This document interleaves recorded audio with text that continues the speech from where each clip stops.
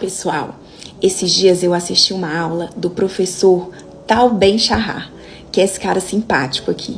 Ele é psicólogo, pesquisador, mega famoso lá na Universidade de Harvard, americana, porque ele tem a aula mais concorrida da faculdade. Todo mundo lá quer participar do curso dele.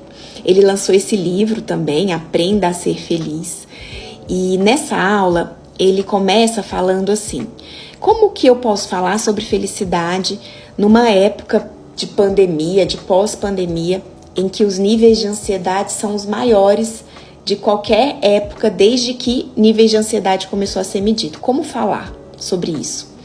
E aí ele prossegue dizendo: é por isso que a gente precisa falar, mostrar os dados, o que a ciência, o que os estudos têm para nos dizer sobre isso. E aí eu fiz um pequeno resumo da aula do que ele fala.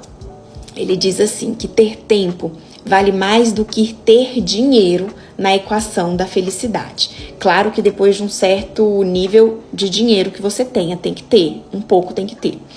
Mas que é muito importante a gente saber que o tempo é preciosíssimo mesmo na equação do bem-estar e que a gente precisa proteger nosso tempo e colocar limite para as coisas que não nos fazem bem.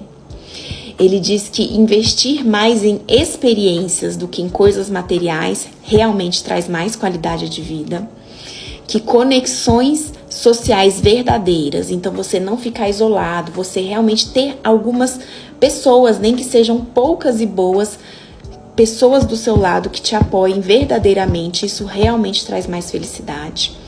Ele diz que expressar gratidão, então observar e apreciar coisas boas, nem que sejam pequenas coisas, isso volta para você em forma de bem-estar e saúde.